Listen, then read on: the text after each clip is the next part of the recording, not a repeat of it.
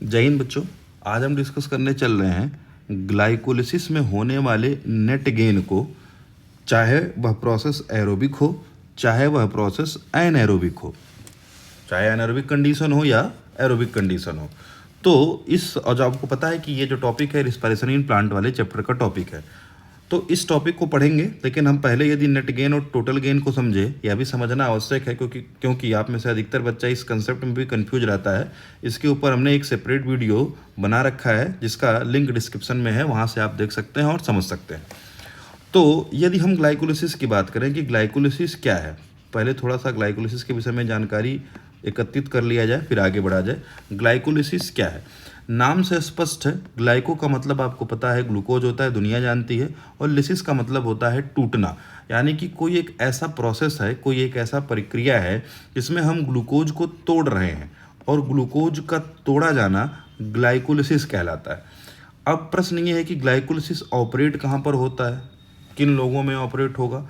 तो आपको ये बात जाननी है कि जो ग्लाइकोलिसिस है वो साइटोप्लाज्म में ऑपरेट होगा। कहाँ पर? साइटोप्लाज्म में। और दुनिया का कोई भी ऑर्गेनिज्म हो, चाहे वो यूनिसेलुलर हो, चाहे वो मल्टी सेलुलर हो, चाहे वो प्रोकैरियोट हो, चाहे वो यूकैरियोट हो, जहन्नुम का ऑर्गेनिज्म हो, कोई भी हो, यदि वह लिविंग है तो उसमें साइटोप्लाज्म होगा, और यदि साइटोप्लाज्म है तो उसमें ग्लाइकोलिसिस ऑपरेट होगा। बस सीधी सी बात है। अब हम कंसेप्ट की बात करते हैं सीधे, जो हमको पढ़ना है। आइए समझते हैं।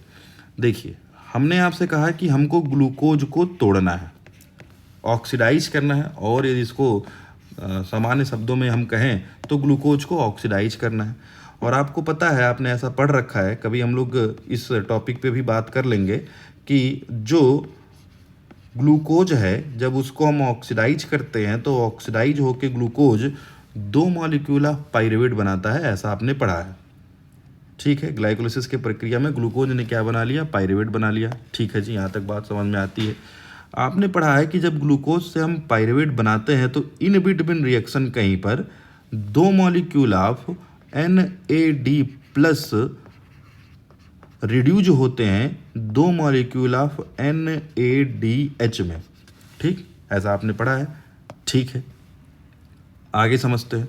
दूसरा, आपने भी पढ़ा है कि इन बिटवीन रिएक्शन कहीं पर 4 ADP के मॉलिक्यूल 4 ATP का भी फॉर्मेशन करते हैं, ऐसा आपने पढ़ा है। ठीक है, और आपने यह भी पढ़ा है कि इस प्रक्रिया के इनिशियल स्टेज में, यानी कि ग्लाइकोलिसिस के इनिशियल स्टेप में हमने 2 ATP खर्च भी किया था। कौन से स्टेप हैं आप जानते हैं, दुनिया जानती है। बाकी हम लोग कभी उसको पढ़ लेंगे कि कौन से स्टेप थे जहाँ पर ATP खर्च किए गए। अब समझना है। अब यदि हम इसको काउंट करें और समझें नेट गेन और टोटल गेन को, आपको हमने लास्ट वीडियो में बता रखा है कि जब हम NADH को एरोबिक कंडीशन में ऑक्सीडाइज करते हैं तो एक NADH का मॉलिक्यूल 3 ATP का फॉर्मेशन करता है, ऐसा आपने पढ़ा है। तो अभी एक आइडियल कंडीशन मान के चल रहे हैं कि जो प्रक्रिया हम लेने जा रहे हैं, जो प्रोसेस हम लेने जा रहे हैं, वो एरोबिक है। अब समझो, अभी मैंने आपसे कहा कि एक NADH 3 ATP दे रहा है। देखिए आपके पास कितने NADH हैं? 2 हैं, तो 2 गुणा 3 यानी कितने हो गए? 6 ATP हो गए। और ये इधर ये 4 था, है भाई, ये 4 ATP है। इन दोनों को जोड़ दो। जब इन दोनों को जोड़ दोगे तो कितने हो जाएंगे? 10। यानी कि जो टोटल गेन है, हमने आपसे कहा कि हमने टोटल और नेट लास्ट वीडियो में समझ रखा है, यानी कि जो टोटल गेन हो गया ATP का वो कितना हो गया? 10 का हो गया। लेकिन आपने यहाँ पर 2 ATP खर्च भी तो कर रखा है, तो जब आप 10 में से 2 माइनस कर देंगे तो 8 हो जाएगा। और एरोबिक कंडीशन में जो नेट गेन है ATP का वो क्या है? वो 8 है। अब आपके मन में ऐसा प्रश्न हो सकता है कि कैसे तुमने जाना कि एरोबिक है, कैसे एनएरोबिक है?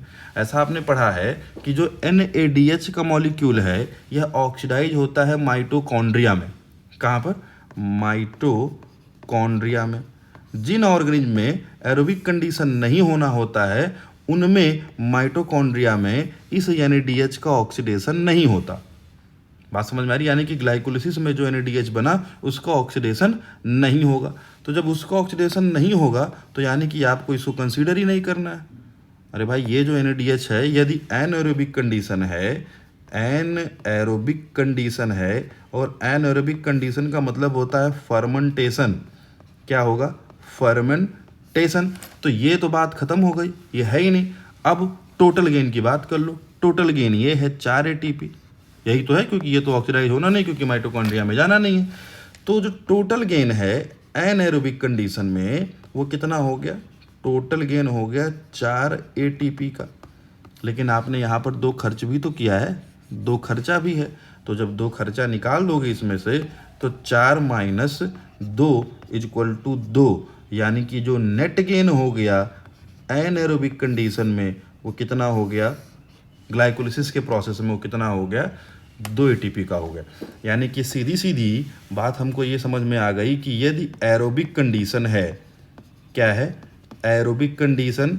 एरोबिक कंडीशन में ग्लाइकोलिसिस के प्रक्रिया में जो टोटल गेन है, क्या है? टोटल गेन, और एक दूसरा शब्द नेट गेन। टोटल गेन है 10 एटीपी का, नेट गेन है 8 एटीपी का।